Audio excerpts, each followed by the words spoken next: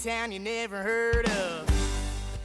Hey everybody, welcome to the Common Folk Podcast with Ben, Morgan, and Andy.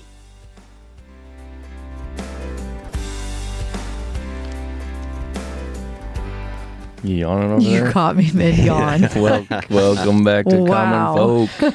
We all have our coffee. It's a little early. Yeah, we're kicking one off early this morning. Eyes are glossy. It's almost like technically holiday weekend. It's Wednesday. Yeah, it's like a Friday. We should literally have like some whiskey in this coffee or something. Oh, yeah. Don't we have a speakeasy where you could just open it right now? I think we drank all that bourbon. We did. I got a busy day. Keep it away. Okay, because you'll be down. No, but hey, this speaks to our commitment to the podcast because we all got things going on. Yeah, that's true.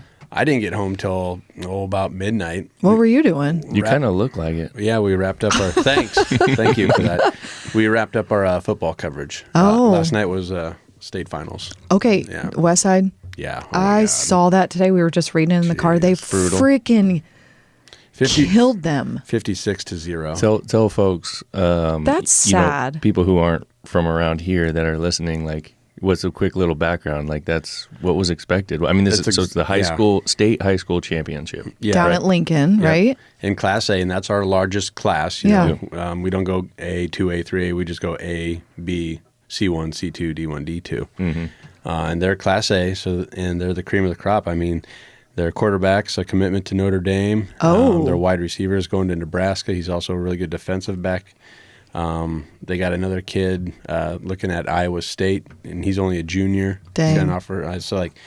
And they pitched, and it was a shutout in the finals. I mean, when I saw the score, I felt bad for Yeah. Elkhorn South. Yeah. I really did. It wasn't just kind of a shutout either. No. Did they almost get close to scoring, though? Even a field goal? You know, when that game started, I thought to myself, this might be the first game where they're going to really allow Westside to just go full bore because they put the brakes on. A lot of those players don't even play in the second half. Serious? For most of those games. Okay. And on Elkhorn South's first drive, they threw a pick six. Oh, boy. I'm like, the wheels are already off. Wheels are already off, and we're only like 5 minutes into this one. And so it's 14-0 at that point because Westside just drove down the field and scored on their first. Yeah, it was bad, and it was to be expected. Everyone knew that going in. Okay. Unpopular opinion. I feel like you're really feeling the fallout of that COVID year, where OPS, Omaha Public Schools, all their kids that were worth a darn went to schools that stayed open and still offered activities. So Westside, Omaha Creighton Prep, Bellevue West. The rich got richer. And it wasn't just that senior class that they were able to just plug players in 2020. Now you're seeing those sophomores and those juniors that got out of a program here or there, wherever in OPS, Omaha Public Schools, went to other places, some that were in Omaha that stayed open somehow. I don't know how they're able to do I didn't even think of that. Yeah, That's interesting. That's a conversation you can have behind closed doors, and you're probably not supposed to say it on a podcast, but you know. You can say it on this podcast. Did they serve alcohol at a game like that? Or no, because it's high school? Yeah, it's high school. Well, I just didn't know. We're down at Lincoln at the stadium. They don't don't serve know where they alcohol play. there anyways. Yeah, right. Never mind. Yeah, Sorry. So and that's pretty crazy because you're talking about, like you said, it's the cream of the crop in Nebraska. It's Class A, top teams, top schools, big schools. I mean, what would a graduating class be? 700? 500. Oh, I was going to say closer West to Side. 500. Yeah. Well, I mean, South was, when our kids went, was 6 something. Yeah, that's true. So 5 to 700-ish in a graduating class. Yeah. Not only that, you take Elkhorn. How many high schools do they have now? 3. Oh, 3. South, Elkhorn North, and the good old The Elkhorn. new one. So Yeah. you're talking about a big area up there. And Lots they of just money. get absolutely dominated. That's crazy. Yeah, it really was. And Elkhorn South has a Nebraska recruit on the D line and another lineman that's going somewhere. I mean, they had D1 recruits too. It's just that West Side, and it's a lot of credit to them, but they had elite coaching across the board and elite players. And it's a program that they've been building for a very, very long time. Joel plays basketball with the kid, and the dad and the brother coach at Westside. Yeah. And the son is that they have a younger son than two is going to be going there, and he's an athlete. Yeah, and I don't want to take away from him. It's a historical run, and most of it has to do with the program they've built. Yep. It's just that they got this ridiculous, for lack of a better term, shot in the arm a couple of years ago. Nice. Oh man, you're funny. Yes, they actually did, huh? Yeah, yeah. So yeah. Anyway, it's holiday weekend. We're coming up on that. Thanksgiving. Yeah. So we're gonna talk a little bit about the whole deer hunting extravaganza. In previous episodes, and folks who have been listening, we've talked a fair amount about like just kind of hunting in general. Last year, we talked about kind of the run up to the deer season. Morgan wanting to get into it. Myself, having never been a deer hunter. Andy heavily involved in it, for a long time. So kind of directing us and helping us get everything set up and make the decisions and those kinds of things. Unsuccessful last year as far as taking an animal, but learned a lot. And so now this year, so we get into it this year. So first thing I wanted to start with was talking about the season. So this previous Sunday was the last day of rifle here in Nebraska, right? Yep. The 19th, So yeah. to help folks understand the seasons a little bit, and I'll let you get into it, Andy, because I don't really have it all down. But Nebraska starts with a season of archery, and then they kick into rifle, and then so on and so forth. So to begin with, that archery is what, like a month or so? Yeah, early mid-September is when archery starts. So archery guys get the first crack at everything for a while. Because it's harder. It's way harder. And that's why they give them that many more days. And now archery's back open again. Oh, it is. Yeah, and So that's what I wanted you to talk about, was kind of like what happens with each season, because you have that archery. Yeah. And then obviously you want to give those guys a chance to be out there without people walking around with high-powered rifles. Oh, yeah, duh. Yeah. So, and the archery guys are typically like full camo. Yeah. Yep. So if you're rifle hunting, you usually have some kind of orange or something on. Have to. Yes. Right. Wait, So, they don't wear any orange? no, they go full camo. Like it's a true, like, you got to get in the thick of it. I guess unless you're sitting way up in a tree where the animals don't look up. Those but guys are all camoed out, too. They still are. Yeah. But I mean, I'm just saying, like, if you were sitting on the ground against a tree, you want to be all camoed up so the animal doesn't see you in one way or another or whatever. Okay. But the point is that, so they've got that archery season for, what is it, almost a month or so? From mid-September, early September, up to that. And it actually stays open through the Nebraska rifle season. But then they do have to wear orange. They got to wear blaze orange. During rifle. Right. Yeah. Which would make sense. So then rifle comes in, it's 2 weeks. 2 weekends and the week in between. Okay. So yeah. week and a half. And the kids right. get the first shot too, right? Don't they have like a kids weekend or something first? There's a lot of different units, and I believe they've tried that before with like a youth, unit or season to open up maybe a weekend before. And they do that a lot with like pheasant season and stuff. Oh, they do? And turkey season, but Okay. not so much deer, I don't believe. Okay. So then after this particular rifle window closes, what comes next? Well, those archery guys swing back in. Continues. So they're back up in their tree stands. And then the whole month of December is typically a muzzle loader season. Okay. So if you wanted to get out there with the old musket, the old ball and powder, you got that whole month of December to work with. And depending on the season and deer populations and what's going on, there's always different opportunities and different units. I think January has an antlerless tag. I think that's what I got last year. Yeah. And I some talked units. about it this year. Yep. So the game and parks, they do their best to try and manage the deer population in different areas, and that's why you see different additional seasons in the various And obviously areas. every state is different. Oh, yes, very different. Okay. Yeah. Yeah. Yep. So for us around here, or I guess just in Nebraska in general, and everything that you see online, the big window there is that week and those 2 weekends. That's when people are really taking a lot of animals. That's when you have the best chance. It's typically very close to when the rut has started. It's right in the middle of the rut. Yeah. Yep. Yeah. Your deer hunting purists hate that. Yeah. Everybody else loves it. Yeah. you know? Yeah. Yeah. So And I think a lot of animals get harvested in Nebraska in that window. I mean, yeah. we're closer to it now than we ever have been, so I see all the photos and all the posts and all the things, and there's a lot of them. But so that was the window that we wanted to get Morgan in on, and that we tried last year. We didn't take any shots, And but then, saw some. Yep, we did. We saw Saw some. a couple does. Yeah, there were some opportunities. So what I wanted to do, I'm going to try to go through real quick, like my kind of start to finish on how I saw everything went, and then I want you to give your perspective on how that went. Because it will probably be different, which is funny. Yeah, so obviously we're talking about Morgan deer hunting and getting into that. So here's kind of a quick how I saw it. So you decide for whatever reason that you wanted to go deer hunting. I've never been a deer hunter.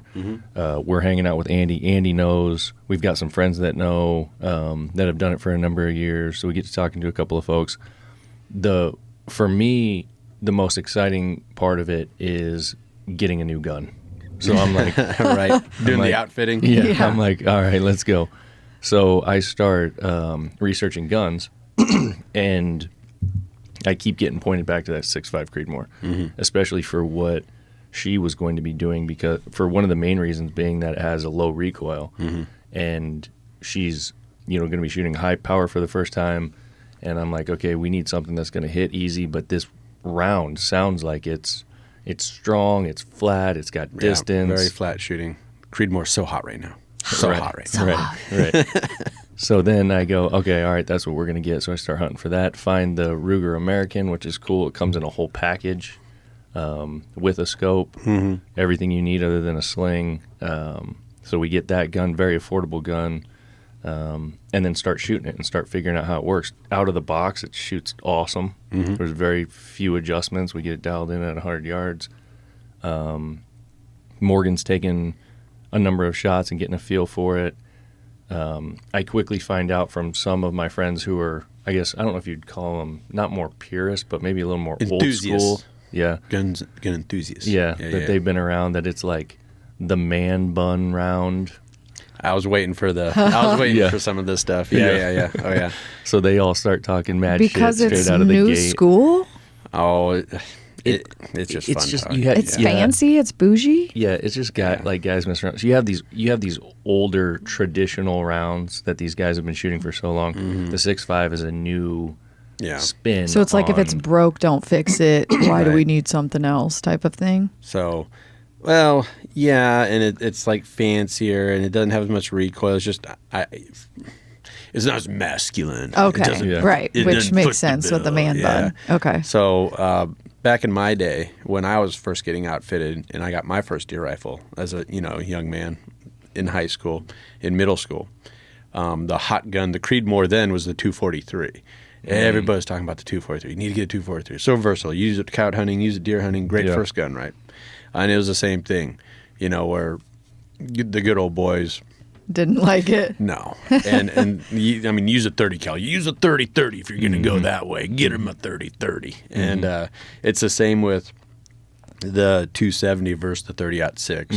The 270 was always that's a 30-06 for women. There you go. The old boys said at the coffee shop. And I think that's the case with the 6.5. It's the same kind of idea. Like that's what they try to say. It's like for women and for guys who have man buns. And everybody knows it's a fantastic gun. Shoots a really accurate round. That's just coffee shop talk. Yeah. You got a great rifle. So we shot the thing enough that I really dug it, and I've never had a high power gun. I've got an old 30-30 that my grandfather gave me, but the gun's never been shot. It's a lever action. Yep.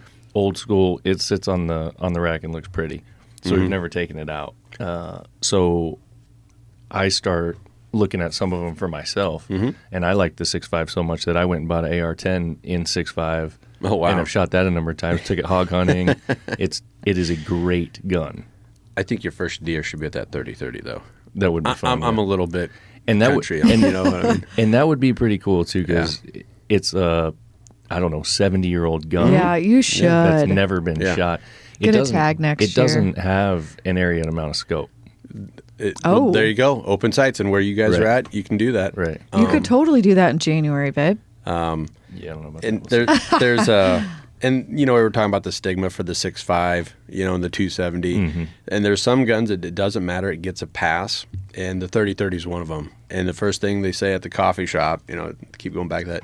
Oh, lever action? Oh, yeah. Great gun. Yeah. So. Right. Yeah.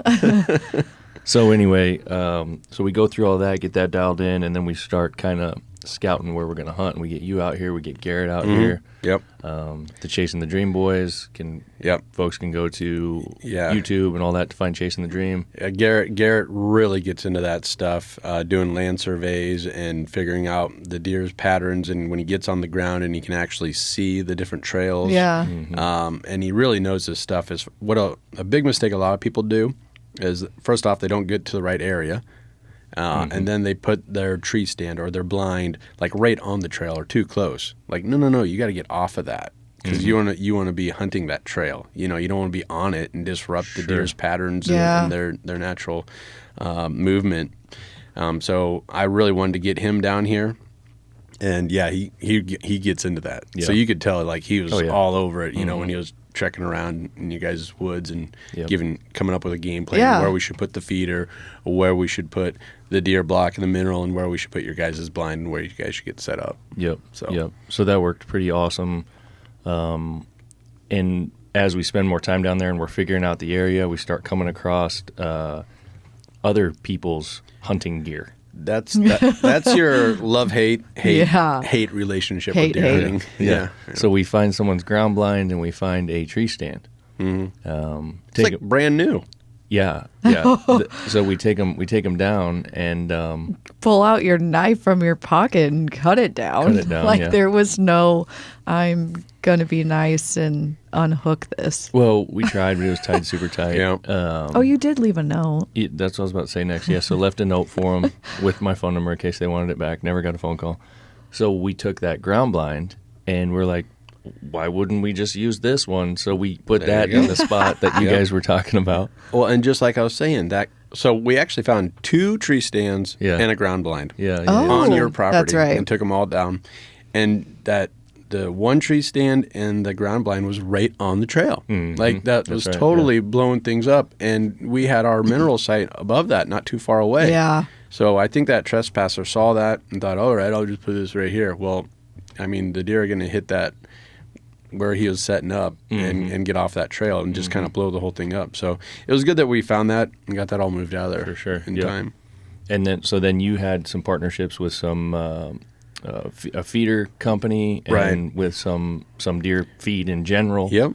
So we get that set up along with the cam in that area. One of the things that I thought was kind of cool when you guys were scouting out that area, you found that little spot where they like the mineral spot where like they're digging and like eating the dirt or whatever. Right. Yep. That was something that I didn't know went on. Why did they do that? For minerals. But that was before we put the mineral site there? They were digging just the dirt? So, yeah. And Garrett refers to it as like deer social media. And what he'll do is he'll put up a stick up in the air that like hangs down right at their eye level. And they'll like mess with it and hit it with their antlers. And these big old glands at their eyes will like leave a scent on that stick. And then the next guy will come by and sniff that and check it out and leave his. And so like everyone's kind of communicating, all the deer are, through things like those scrapes that you're talking about, and these licking sticks that a lot of guys that get into trail cameras. I didn't know they did that with their eyes. If I had to guess, I would have said it would have been like them licking or like rubbing their butt on something. Right, and they do that too. They got glands, and they'll piss on stuff and whatever. Else, So but it is pretty cool. And what I find really fascinating is we got that one trail camera set up, and right away we figured out, oh boy, we got a couple good shooter bucks here, and we're starting to pattern them out and figure out, okay, he hits this at 6 p.m. and then he comes back around at 1 a.m. Then he hits it again, usually about somewhere between 4 and 6 a.m. So we had some really good deer, right away that we knew were down there. Yeah, we learned a ton from the game cam on their traffic and what the population was like, does and bucks, and a lot of raccoons.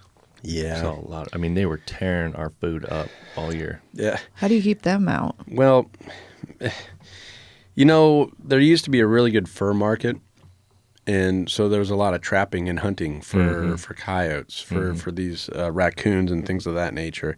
And when I was in high school, that market started to go away. PETA, animal rights, all this stuff. Okay. And now that we're in this tiff again with Russia, that was a big buyer. So that's been shut down. And also, Garrett was just telling me about this. We were on board, or we had some representative over at China talking about this fake fur that they're making and how great it is. And now we're importing a lot of fake fur from China. Nice. So that's just wonderful, isn't it? Oh. Yeah. But now, like what you're saying, raccoons and things that don't really have a natural predator and have things set up to where, oh, here's a deer feeder. Yeah. Great. Yeah. You know? Yeah. It's kind of out of whack. Yeah. Where we used to be motivated to help keep that population down. When a raccoon fur was worth $40 a pop, I mean, yeah, I'm going to set out some traps, right? Yeah. You know, and try and collect 3 or 4 a night. So Yeah, right. it's not the case Not anymore. seeing it as much anymore. Yeah. So anyway, that's all set up, and we're getting a lay of the land, and then I guess you just fast forward to hunting season. That small window last year. We take everything down as far as the feeder and that. What do you got? Oh, I had one more thing there. Yes, we set up that feeder, and that was fun. You know, and figured out where we wanted that. We put you guys up on a shelf. And in order for and that Andy to cut down a happen- bunch of trees. Yeah, and I was a Right, little worried about that because I took down some big trees to open up a shooting lane for No, you we guys. needed it. Like, I felt like I could use some more. It's not my forest to go and cut down. You know what I mean? And there's only one like real big one. But I wanted to mention that because it's very important, especially when you're hunting in a wooded area like that you have a clear shot. You can't be shooting through twigs, you know, things like that, because it really impacts your bullet and sends it off course, starts it to defrag. One of our first seasons of Chasing the Dream, I took like a 270-yard shot at a really good-looking buck that Garrett had scouted out and all this stuff. And it was with a 243, and I took this shot, so a little far, kind of stretching it out for a 20 cal. But it looked like I put it right on him, and, you know, it looked like it hit him right where he wanted to in the breadbasket there, and he kind of did that, and then he kind of limped back into the woods, and Garrett started celebrating. He's like, oh, you pile drive, you nailed him, good job. And then we went to go get him, and he got up and just ran, and he bolted this big old buck, and we went and watched the tape, and about 20 yards in front of him was an old dead cedar tree. And that bullet, you could see it hit the top of that little cedar tree. And then you also saw it looked like a shotgun hit him because that bullet had already started to fragment. And so like he just got peppered on his side. And I mean, if we wouldn't have been filming with the high def camera and all this other fun stuff, You wouldn't have seen that. we wouldn't have saw that. But it was very clear that it clipped that little dead cedar tree, the top of it, and just destroyed that bullet enough to where, so I really wanted to get you a wide open shooting lane down to what we were trying to accomplish, and it sounds like it might have worked out for you. I think it worked out perfect. Yeah. And that's a good lesson, you know, and things to think about. Yeah. And we'll talk about why it worked out so well. But so then we go hunting. We spent a lot of time. We missed opening day last year. Yeah. I think there was I think there were sports or something like that. Yeah. Which proved to be a mistake because there's a lot going on opening day. Yeah. But even when we came out, I think it was the next day, we could hear a lot of shooting in the distance. I mean, we were seeing some animals on the hill. Had an opportunity to shoot a pretty good looking buck that I screwed up with. We weren't prepared with binoculars and things like that. I'm using her scope as looking at something, and we missed this deer, and he walks out and blah blah blah. And I couldn't get him in my sights. Yeah. You got to go through that experience. You got to blow it the first couple of times in order to really understand how you need to be ready. Yeah, you know what I mean. right. Yeah, that's so true. And then spend a number of more days. You had a few days down there by yourself. Yep. And just ended up empty-handed last season. And it was cold. It was very cold. Yeah. So we kind of took everything that we learned, put everything away. Come spring, got the feeder back up. So we're into this year now, getting everything going again. Game cam. We can tell that the population's changed a little bit. We're not seeing the same animals that we were seeing last year, right? As far as all the same ones. So, like in my head, that means someone else got them, probably. or they just moved on. Because how many acres, like technically, are out here that we could? What we're on, that we can hunt, is about 40 to 50. Okay. and but then 90% of it is woods. Yeah.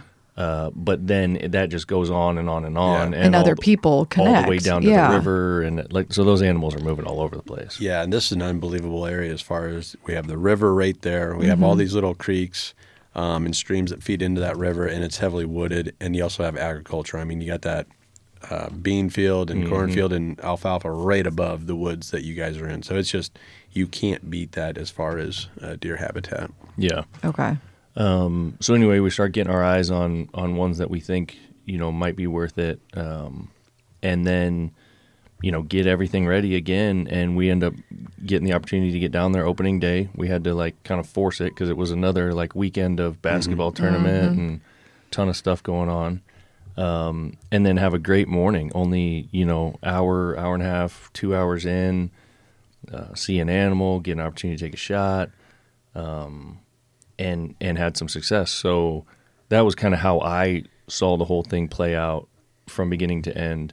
So there's probably a lot of things I covered that you saw the same way, but I'd like you to kind of start from the beginning and kind of put your take on how that went, and then go through the actual event, the finishing there. Yeah, That's funny. And I want to take I'm going to start with the 40,000 foot, kind of question for you, Morgan. Where did that interest even come from? I don't know. I actually keep thinking about that. Oh, I really don't know. It just seems so interesting. Maybe it's just because I've seen other people do it, or to me, I really enjoy shooting clays or whatever. I'm not great at it. Yeah. I think that's hard for me because it's moving so quick and it's a smaller target. And Right. Ben's always done birds, and I'm like, oh, that seems so hard. Where a deer is bigger. And again, not knowing that you should actually hit a deer in a certain spot seemed like a bigger target. I don't know. They're moving slower. I honestly don't know. But the interest grew, and I just was like, I really want to do this out here. Yeah. So You have the opportunity. You got all the important things. You got all those boxes checked. So Yeah, you just want to take the next step. So, I mean, I really think, when I said it, like you said, you were super pumped to get a gun. I don't have any clue. I had no clue. He did the research. I didn't even really know it was a bougie gun, which is great. That's fun. Man bun. I'm a girl. I'm going to take it. It's great. The amount of shit that I've received. Not to spend a bunch more time on that gun, but I'm behind it. I think it's awesome. There's some pretty funny memes out there if you're an outdoor guy on Facebook or whatever. Well, I really like the gun. It was great. I feel like when we first got it, it was a little scary for me. I still am not, you guys, I just don't have the lingo down, so I sound still very new to this. Even saying bullets, shells, rifle, gun, all of the terms I'm still just not great at. But you respect the sport, you respect the animal, and you got a great support system around you to where I feel you're so much further ahead than most hunters when they start out. Okay, really? And on top of that, I think you realize that, so you appreciate that. Yeah, I really do. And that's another thing that might be lacking with some good old boys here and there. You know what I mean? So, I also think that that's a great time to point out, to folks who are listening to this who have never hunted, don't own a gun, maybe have their grandpa's gun in the closet that they've never shot, or their dad's or whatever, and they're thinking about it and they want to know. That's a great example. Yes, you have been part of a family that's had guns, but you've never, you've shot, clays and stuff like that, but you've never been hunting. Your family didn't hunt. Yeah. You had little to no experience in those kinds of things. So the point is that for anybody that's interested in it, you can totally do it. Yeah. Reach out to us on Chasing a Dream. Right. Garrett loves having those conversations. I'll get in there too.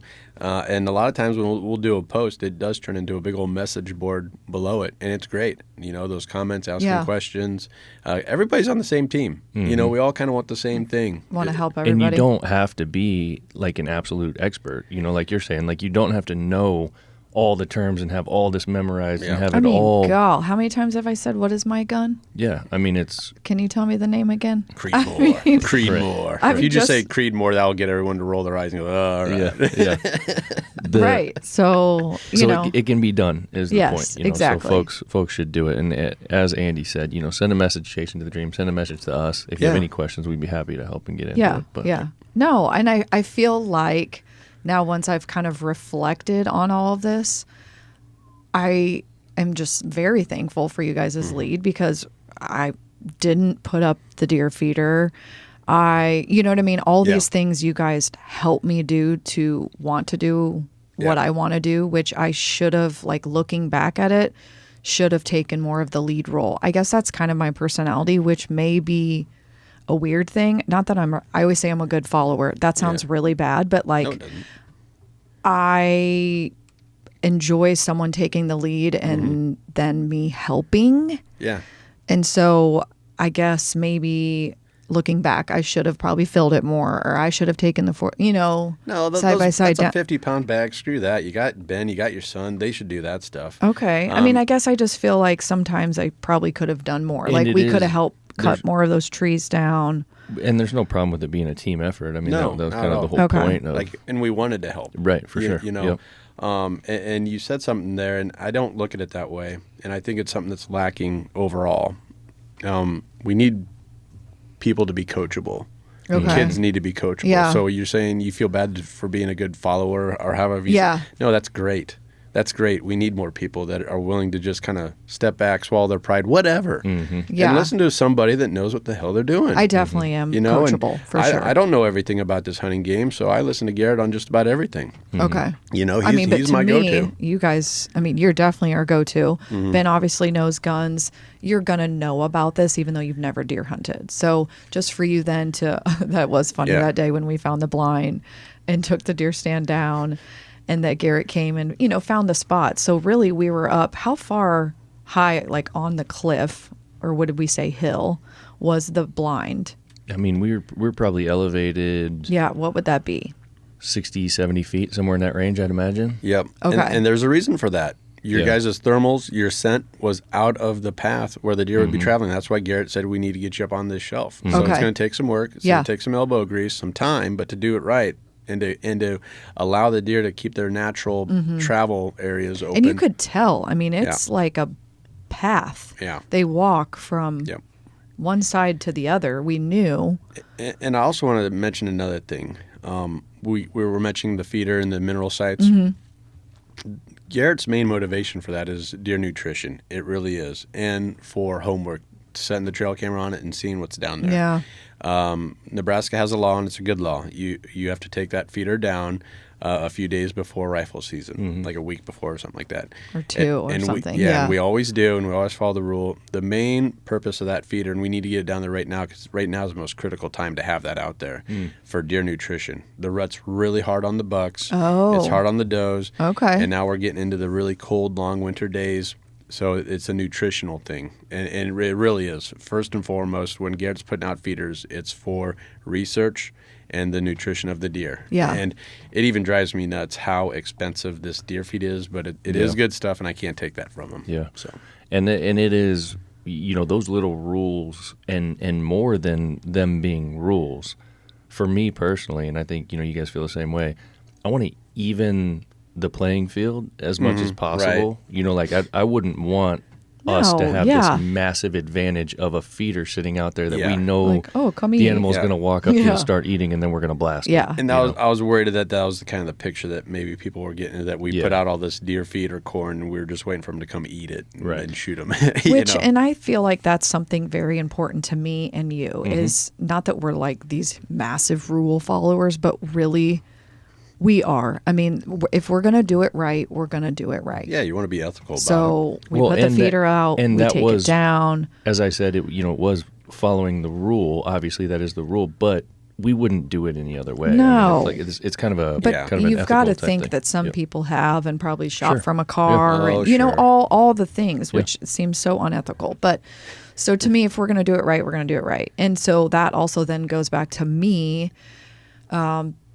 practicing. Again, looking back, could I have done more? Yes, absolutely. Many times. I think I was so frustrated that I had to walk away and from the gun and literally was just pissed. I think we like yelled at each other once, or I was mad. After the first season? No, it was like we were at our friend's. Well, just like there would be random times when we would be shooting and she'd, have trouble with the gun. Like couldn't get her sight picture in the, in the scope, or thought she had it but wasn't hitting the target, and and so then I just getting, walk away, very frustrated, and like that. Yeah. Those are the things that happen. So growing pains, and that's a great point to make, because folks could listen to like how I explained everything and think like, oh my gosh, this is so easy. Like it's all you do is perfect A, B, C, D, and then you get a deer. But like that wasn't actually the case. Like yes, the gun was great and everything, but there was a lot of learning that you had to do.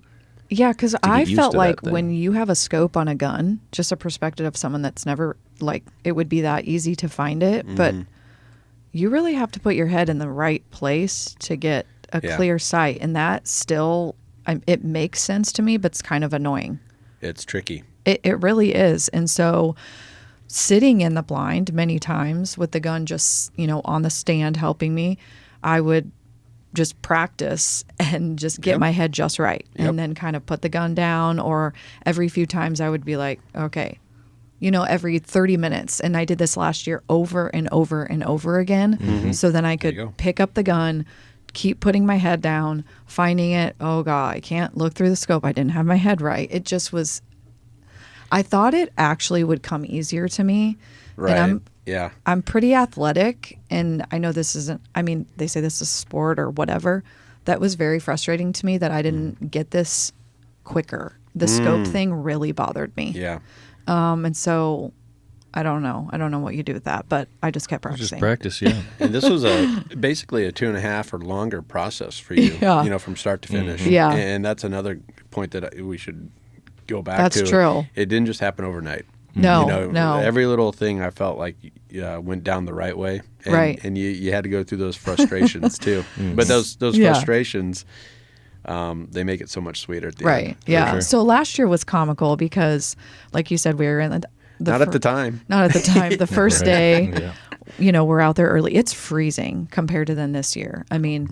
All the leaves are down, no snow, but there's tons of you could see, But what we realized quick was squirrels are freaking loud as hell. Oh my God. And for some reason, deer walk on clouds. Yeah. You can't hear them. They're like a ghost. And it's the amazing. Weirdest thing ever. It's amazing how their coats change with the seasons. And in our area, they just blend right into the hillside. The dead grass is the exact same color as the coat. It's just, we were even watching this buck last weekend, and he stepped out of the woods and then it was broadside in the grass, and it was hard to see him. Oh, geez. And we were on him. Yeah. So there was, not opening day, the second day was when we saw a doe come in. I had her in my sights for a long time. And then the second one, I was like, I could take this one out. But you're like, well, the buck's going to be around close. And we waited for a while. So then again, like Ben said, we didn't have binoculars. So he just took my gun and used the scope as a binocular. Well, I had seen something up on the hill, and I knew that we weren't going to shoot at it because it was like you were talking about with the trees. It was up in the trees. Yeah. But, you're sitting there for hours and hours, and you're kind of looking for stuff to do. And I'm like, let me just have the gun. Let me take a look at this animal up here. Like, we're not going to shoot it. And it's starting to, get dark. Yeah. And we couldn't see, and you can shoot 30 minutes after. And then the next thing you know, Ben's like, or I think I said, oh my God, it's right where the feeder is. You said something about, you go, oh, there's a deer down on the trail. It was where the post was. Where the trail would walk by where the feeder had been. And I'm like, but you said something about oh, there's a deer down there. And I'm like, yeah, I know. I'm looking at it. I'm trying to see what it's doing, whatever. And you're like, okay. And you really didn't say anything. And then you're like, well, no, it's down there. And so I put the gun down and I look down there, and it's this big old buck walking out of the picture. And I'm like, Why did you not tell? What are we doing here? Yeah. Why didn't you say something? Yeah. I did. Like, Right. Yeah. I just So was I pretty hand- casual I about hand it. the gun over to her, and he's just, slowly walking that path. You know, that Yeah. path that you guys had originally recognized. Mm-hmm. And by the time I get the gun back to her, he's back behind the trees, and it's too late. I couldn't see him. I couldn't find him. Right. So in my head, I thought I don't know if I still had a clear shot, but I couldn't get him in my sights. So Yeah. again, then You I wouldn't went. have- yeah, It wouldn't you have. wouldn't have had a shot. Well, It'd have been but a to terrible me, shot, my yeah. interpretation is, and this is the first I'm hearing you say this. I thought again, go fucking figure. I can't find him in my scope because that was so yeah. bothersome. Yep. To me, the whole scope thing, this whole time I've been Mm-hmm. practicing, go figure. He's right there and I can't even take a shot. So anyways, that was last year. Very frustrating. I was like hell bent that I'm going to see him again and sat for days after that. Yeah. I didn't see a thing. So that was last year, and then this year I was frustrated with kept practicing, and then kind of was late getting my permit. I'm not sure why. Just I kind of thought, oh gosh, well, what if they sell out? Is that a thing? Can they do that? It is a thing, and some units do sell out. And Nebraska Game and Parks redid their website on a lot of different fronts. So, like a lot of our information, we had to reload it in there. It just had to do it, okay. for our landowner permits. Yeah. So, yeah, and you kind of ran into that too, I think. Yeah. So, anyways, this year, I don't know, got the permit, and then it was the day, and I thought, oh God, of course he has basketball again, but I'm sorry, I'm going. Yeah. Yep. So in my head, I thought got into the blind late. We were coming in, it was dark, but when we were kind of unzipping, you could see, and I thought, oh my gosh, so it's probably 6:30 Okay. at this point. We really probably should have been there in my head by like 6:15 or whatever when it's Okay. pitch black. Just sitting there. It's warm though. The trees are all still covered. We had done a little better job this year too. Again, learning of like prepping that site. Yeah. Like as an example, Oh, yeah. last year we set up that ground blind and didn't do anything. We just set up, staked it down. And I was talking to a couple of my buddies and I was showing them some pictures and they're like, oh, rookie mistake number 1, you didn't get the leaves out. It and was so like Oh, yeah. when all we're last moving year. around in the blind, all Yeah. that. So we had done a better job of having that cleaned up, Yes. prepped, so it was quieter, kind of cleaned up the walkway to the blind, so we I was didn't going make to a say, much. yeah, did Yes. I even, because I was cutting a lot of stuff out, and I thought I cut a few out to leave you guys a trail so you're not running into stuff, just getting to the blind. But Yeah. So again, that was better from That's the start true. this year. Yeah, so and cleaning all that up and whatever. Had chairs in there and stand and all the stuff. So just the kind of going into it, I thought it's pretty warm. Not warm, but Oh, it was I mean, warm. it was Yeah. 45. Yeah, it was warm. All the trees still had leaves. So in my head, I'm thinking, how the heck Yeah. am I going to see something if it's not on this trail? And how wide do you think that trail is? It's a deer highway. That's Okay. a great trail. But I mean, it's Yeah. not super skinny, but it's not. I mean, you can put a couple cars down there, or a car. You know what I mean, lengthwise. So if they're not going to be down there, then there's no way I'm going to see them on the hills above because they're going to be camouflaged. And it's, I don't know. I remember looking at my watch and it's 7:30. And okay, we've been here an hour, whatever. And then the next thing you know, Ben's like leaning back in his chair with his eyes closed. I'm like, you're supposed to be helping me scout. Well, I'm just, sitting here. I was starting to get cold. I'm Yeah. like, I'm feeling a little tired. And he's Need like, some- we should have brought the heater. I'm need like, some it's breakfast." not that cold. We're in our bibs, whatever.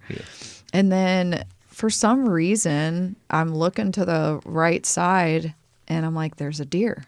And he like kind of boings up out of the chair and I'm getting my gun up and he's Yeah. like, that's a buck. And I just said, and I think that must be my thing because I said that last year. I don't know if I don't see I didn't see the antlers. I didn't know. I just knew it was a moving deer. Right. I didn't know if it was a doe, buck, whatever. And I kind of was prepared to maybe take a doe, but at the same time, I in my head I didn't know if I actually would because Yeah. you want a Yeah. buck. Right. And it starts walking in just real slow, right on the trail, exactly where we wanted it. And I instantly put the gun up and just look down my scope. And I'm like, I can't find him. And then I was like, Morgan, you've done this enough. Take your head off, point the gun at the animal, then put your head in the scope. Don't just go straight to the scope. And instantly he's in there. And in my mind, then Ben makes some noise like, or whatever. Yeah. And he just freezes perfect and just looks up at us. And I think you said take the shot, and I had it right. I had looked at a million pictures online too, where to hit a deer. Right. And that's where I lined it up, and I just took the shot. And then he's gone and starts running. In my mind, I'm like, oh my God. I just keep saying, oh my God. And he just runs. I'm like, did I get him? What do I do? Oh my, And I'm this just idiot like, doesn't have any answers for you. no, he's following the deer, and he's like, it's running, and spots it. And I just kind of am shaking, and I knew I didn't want to put my gun down, but I'm like, I couldn't get the safety on. And then he's like, the safety's not going to go on because you don't have A new round in. Yeah, a new round in there. And so he's like, just put it down. And I think I just keep saying, oh my gosh, did I get him? Because I thought then he took off. In my head, I thought, no effing way. I nailed that sucker. Why did he, in my brain, I thought he would collapse. Right. Never did I think he would run. And so what do you think? He ran 40 yards? Probably something like that. And you said kind of went up on a little bit of the hill and then just kind of collapsed. Yeah. Mm-hmm. And then I was in a panic to go down there.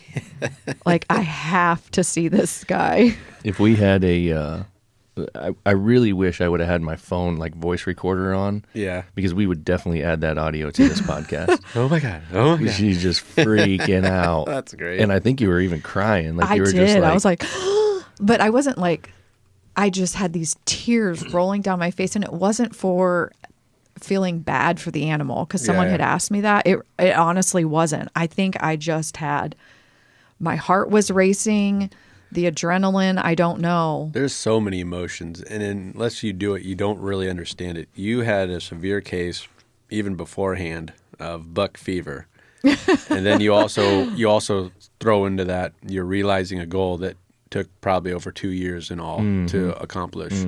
And even on just a typical day of deer hunting, you're going to spend hours upon hours sitting or in one spot for basically 4 seconds. And what you do in those 4 seconds, it takes a lot. And you were able to figure it out, go back to your basically training, find the deer in the scope, and put a really good shot on them. Yeah. So, I mean, a lot of things were literally pouring out of you. Right. So that's it's a really good feeling. Yeah. It is. That's what I asked him. I was like, was I annoying? Because I obviously wasn't saying this stuff knowing. He's like, no, but you were just freaking out. Ashley's actually read about like couples that do things that they both enjoy together. It's really, really healthy. And a moment like that, I don't think you can get a better moment for a couple, 'cause he was obviously just as happy Yes. for you as you were. Right. So I do think that that's a really neat thing that, that couples could maybe partake in if they could had that access or whatever. Right. You got to go out and get it. Yes. It's not easy. Sure. I mean, I was just so thankful, again, not thinking through some of this stuff, that he made the noise, because that was super helpful. I mean, I guess you can hit a walking deer. That happens. Sure. Many people do that, but that was key for me. Well, and I was seeing unfold what had happened the previous year because it was almost the exact same scenario as far as the way that animal was moving, the side that he came from, the path he was on, and he was on his way to walk out of that shooting lane where we missed the opportunity to shoot that one last year. And I've just, we've watched a lot of shows and, all these kinds of things. Okay. I've seen guys do that, and I'm like, we got to get the animal to stop, you know, and that's just what you do. And you make that little bleeding fawn noise, meh, and their curiosity will stop them and make them look around. And what was going on there, it was during daytime. Yes. A lot of times bucks are nocturnal. A lot of times deer are nocturnal. You think you just woke up? No. Oh, You shot him at like peak rut, and that was a young buck, and he was out Yes. cruising. He left one doe, and he was on the trail of another one. oh. So that's why he wasn't running or anything. No. But he was moving. Yep. He was moving. He was on his way from point A to point B. Mm-hmm. So yeah, that was a really good thing you did there to get him to stop and give you that really nice broadside shot. It and was that's great. everything came together for that. Right. didn't it? And honestly, in that hour and a half as we were sitting there, how many times did I just keep looking because the trail cam was on a tree really close. And of course, freaking, we didn't have a chip in there. So rookie mistake, second time.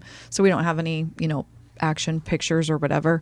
But I just kept practicing again, looking through the gun and the scope and trying to shoot the trail cam was kind of my shot. And he was right where I had practiced. That's great. For That's that hour really and a good. half. It's just crazy. And didn't you think we looked at that tree, and that tree is probably 3 inches thick. It's tiny. That bullet hit the tree. Yeah.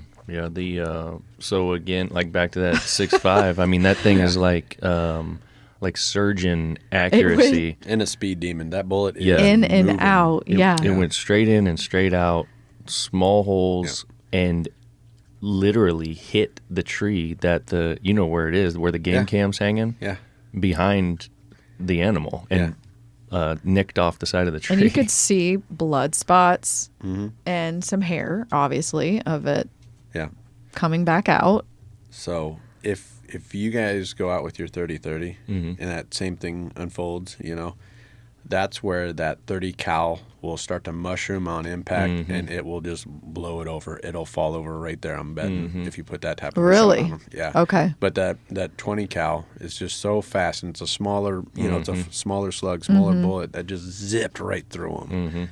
So it's just a different round, different thing, both very effective. But I hit him in the right spot, right? Yeah, like the right shot- in the heart. Oh, you did great. The shot placement, I think, was perfect, basically. I mean, it was in and out, no bone, didn't get into the shoulders. And so then we went down, obviously, and found the animal. He was right there. And your brother-in-law, my buddy, who's been hunting for a very long time, comes down and helps us start field dressing the animal. And then we could get in and kind of see exactly what the shot did and where, that where was it cool hit. to me. And I guess I thought, I've said this before to other people, I thought it would just smell horrible, like rancid. But you had said, it kind of just smells like petting zoo. And it really kind of did, just for a little bit. It wasn't bad. It's that real musty smell. Yes. Those glands down on his two back legs are, God, they're just Yeah. so... Yeah, that Oh, during is that the where rut, they man. are? Okay. Yeah, that's that musty smell. Yeah, so again. really field dressing it, that was interesting. I obviously have never done that. Super bloody everywhere, like all up in its stomach and cutting everything out and ripping. And I almost fell backwards because I'm like pulling so hard. I mean, this guy was like attached.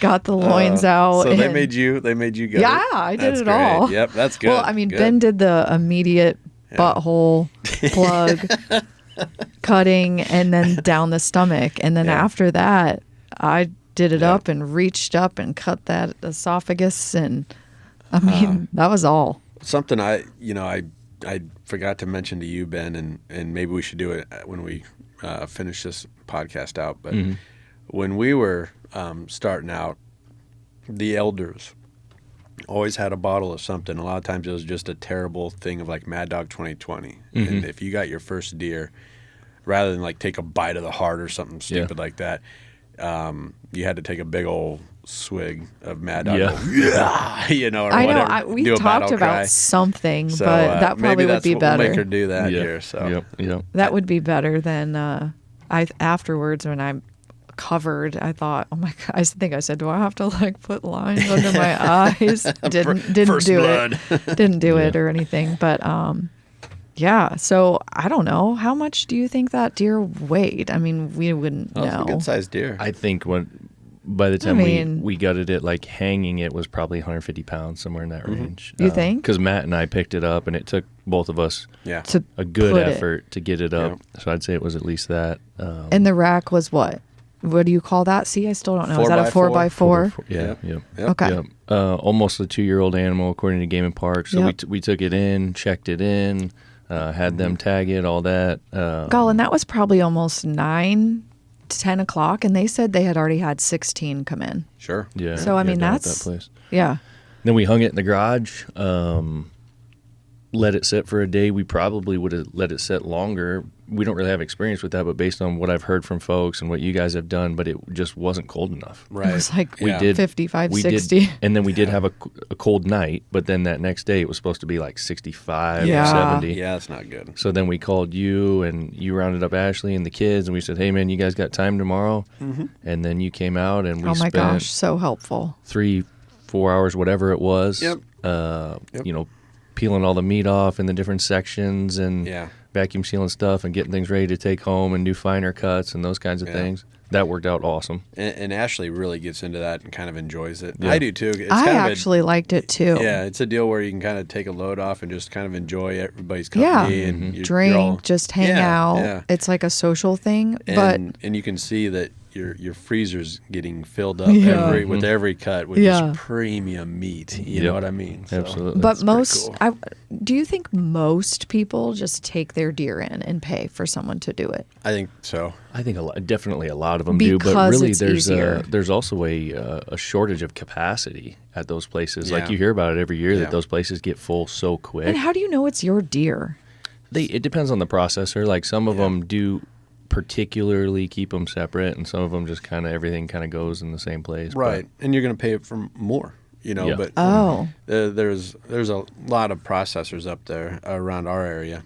And one of them is very detailed. You are getting every little bit of your deer. Okay. And another one, like the one next door, is nope. We like just like a cattle. We put all whatever we get 250 deer into this process, and you will get loins, you will get sticks, whatever you order for the weight that you put in.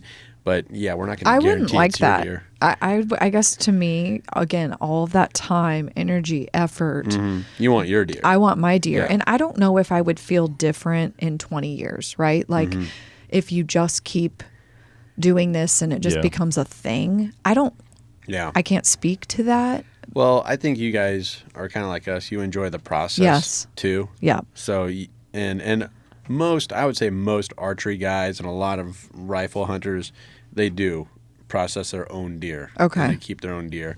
But you know, there's a healthy number of other hunters that do just take it into the, and it's not wrong. It's not bad. Well, and honestly, we have a decent amount of probably money invested in like the machine to shrink wrap, knives, containers. You know what I Yeah. mean? You guys brought Yeah. some stuff to help. Like it's not cheap probably to do it yourself. We didn't have the thing to help hang yeah. the deer. We borrowed somebody's. I mean, all these. You know, we have a friend like that tries to measure things up. Ugh, I hate that. And well, is it really worth it? Can't I just go buy 3 pounds of burger at Hy-Vee or the grocery? Yeah, you can. Mm-hmm. And especially like on a Canadian fishing trip where he's thinking, well, you know, a fillet cost. I'm like, get away from that. Yeah. You know, Right. get away from trying to. You're never going to justify the cost. But the experiences is where it's at, and that's what we've been talking about here. You know, and every little bit of it gives you something. Yes. You know, even just having us out there, you know, we enjoyed that. Yeah. You know? Oh. Yeah, absolutely. And I mean, Ben, you were really interested in the different cuts of meat and how they were coming off, you know, and what you're going to do with it. You know, So good. We've So- already we've done what? A couple things. So we did we kind of separated the rear sections, I guess you would call rump. it. Yeah. Rump. And got into the different cuts of roasts and took the majority of the round and brought it home, sliced it on the meat slicer thin, and then marinated it in jerky marinade for 24 hours, and then dehydrated it. Made some awesome jerky. Oh man. So that was cool. Yeah. That was straight out of the gate, easy, Yeah. day one. Yeah. And then when we went home, we did a lot more fine cutting and kind of packaged everything, got everything ready for what will be the ground when we get around to that. The different steaks, you know, the back straps obviously are the big piece that everyone kind of wants to get into. Yep. Turn those into steaks, Oh bacon my wrapped God. them, Yeah. vacuum sealed them, have those ready. And then I think the next day we cooked one of the tenderloins, and had that. That was awesome. Do that on That like a was stir fry, so- like on a. We did it in a Dutch oven. Okay. So Good. tossed in the Dutch oven, seared it, browned it all up, Yep. put a little bit of broth in there and some vegetables, Mm-hmm. and then let that thing bake for a little bit, and then man, it was done, and it was awesum. Yeah, it's really good. I mean, It's the really the good flavor meat. was killer. Yeah. It was Yeah, and texture just- was awesome. Just this morning, you put another rump. Yeah, we in know it's the- like it's kind of chilly out. We're the freezer's full, and we're like, man, so let's throw a roast in. So that what Ashley always called that football roast. Yeah. Yep. Yep. So grabbed that, tossed that in the slow cooker this morning with that Mississippi style. With the ranch the and butter and the peppers and the ranch and all that stuff. So that's gonna be running all day. I'll get home this afternoon. It's gonna smell awesome. Yeah, your whole house is gonna smell awesome. Yeah. It's pretty good to come home to that. Yeah. So it's Yeah. cool to just put it to work, and then the plans that we have for all the rest of the cuts, and to try this and try that and see how it works, and figure out what we'd want to do with it next year if we get one. And you get to keep like reliving, and it all just kind of comes It together. is. You know It's what like I mean? just makes me smile just Yeah. thinking about Yep. it. In the times of frustration, this is what then you get by pushing through. Yeah. And it's kind of cool. We always have a rush like right before deer season. Oh my God, we still got some deer left over. Let's hurry up and eat that. So that's like the best 2 weeks ever. 'Cause you're just eating deer. Yeah, we're eating what's left of the previous year's Yeah, deer. yeah. So yeah, it's all really fun. It's Yeah, good no, stuff. so this is fun. I mean, I really, really appreciate your help. For sure. And My Andy, help, Andy's help, your yeah, help. your I mean, Matt, all the folks that have been So involved. many people, Yeah. but you've done so much work Yeah. to help us get to this point. And into a bigger picture, the outdoors had just been really falling off for the last couple of decades. And you could see why access, competitiveness, and also just other things to entertain people. Video games, more sports teams, Yeah. whatever. Everything is just so fast paced, and there's just a lot of different AAU leagues, youth leagues, just gobbling up your time, your efforts, and you don't have time. You don't have time to go out and enjoy the outdoors anymore. And if there was a good thing that did happen from the people had to entertain themselves during the lockdowns and things like Yes. that. And so like the fishing industry just enjoyed a tremendous boom, as did the outdoor industry. And now it's starting to taper back off again, and I hate to see that. Like a lot of people are like, oh, get these darn hunters out of here. It's like, no, if you want this tradition, this heritage to continue, you need to find people like Morgan that have maybe a little interest and cultivate that. yes. Help that grow. And I think you're hooked for life now. Yeah, I mean, I can't wait. I'm like, ooh, I'm going to get a doe in January. That's great. That is fantastic. And that's what we need. We need more of that. yeah. Yep. It's a beautiful thing. And I talked about the moment you guys shared right after the shot. Yeah. Like, God, you just can't get more wholesome or more Well, fun and I than felt that. so good thinking, I'm so glad he was in there, not just for making that noise, but helping me spot and whatever, but just being there and sharing Yeah. that, because it wouldn't Yeah. have been as cool if he wasn't there Yeah. and didn't see it, and I just Yep. had to tell him it, because again, like our Right. stories are the same, but he knows my reaction, and I know it kind of clouded and all of this stuff. But what did I get you for Christmas last year? Do you remember? I do, yeah, binoculars. That's great. So, yes, Good so it gift. was- Good gift. There we go. Yeah. So he- this time when we were in the blind, I was able to have my own optics. So Ashley and I, years ago, we got into turkey hunting. She really got into it, and we went through it. I mean, everything that could go wrong during a turkey hunt, our first spring doing this together, did. And like on the final day, 11th hour, it did come together. And so we had that moment Oh, together. that's good. And so the following year, she bought me a little mono binoculars, basically, viewfinder. And then, so I'd be using that, and then she'd always be asking for it. So then I bought her one Oh, the following perfect. Christmas, so she would stop using mine. There you go. That's great. Yeah. Yeah. Cool. Yeah, well, it was fun. It's for anybody who's been listening to us for a while, may have been wondering, from last year, like, I God, know what happened, we couldn't ever 'Cause do it a didn't- follow up it didn't because come there really together. wasn't much to Yep. follow up about. But But yeah, good story. So hopefully folks enjoy that. It was fun. Yeah. it was so It was fun. a lot of fun, and we were very happy for you. And when we Thank saw you. that you guys sent us that text message and the picture, I mean, that was something that, we got to kind of be Yes. part of, For sure. like we felt some gratitude or whatever Heck you want to yeah. say. We were happy, Yep. even though we weren't having as good as a morning, deer hunting as you guys were. Yeah. Right. We still had that joy. Right. And I am thankful it was opening day because we did have a crazy weekend and I don't know. Congratulations, Morgan. Yeah. You did it. Thank you. Above all, you did it. You're talking about help and all this other stuff. It started with you and it ended with your perfect shot. So good job. Awesome. For sure. All right. So folks, continue to check us out on all the places. The YouTube is starting to build. It is. Are you going to upload this video, you think? I think so. Okay, so maybe one of the We'll first. see the quality, right? Like, I mean, we Yeah, we'll want to check- be so clear. So we're working on Kidding. the video side and trying to make sure that all Right. that works. So that's coming. So Yeah. folks can view the recordings, the episodes on YouTube. So this may be one of the first. I don't know. Keep an eye on it. Go First. check it out. Full feature length. Full one. Yep. But there are some other clips to watch on there, so go check that out. Get on the iTunes, do the reviews, do the 5 stars. Same with the Spotify. Let us know. Shoot me an email, ben@farmfocused, FOCUSED.com. You'll get free shirt, free hat, whatever you want. There we go. We shipped a couple this week, so so it's the real deal. We're not you lying. have camo on. So do you. Yeah. I mean, I guess I have stock and rod, and we didn't even know. Like, you didn't even think about it. Pretty much what we Or did, I maybe you guess. did. It's that Because you knew we were talking about hunting. you were making fun of me a while ago when it got to November and I just showed up with a camo shirt. You're like, does that just naturally happen? Yes, yeah. I think it does. Like, Okay. it's just a natural rotation of my closet. of your gear. Yeah. Pretty much. Awesome. All right. Well, Cool. holidays. Yeah. Have a great All right. Thanksgiving, too. So. Yeah. Anything Happy else? Thanksgiving. You guys good? I'm Nope. good. All right. All right. We'll close it Peace. out. Later. See ya.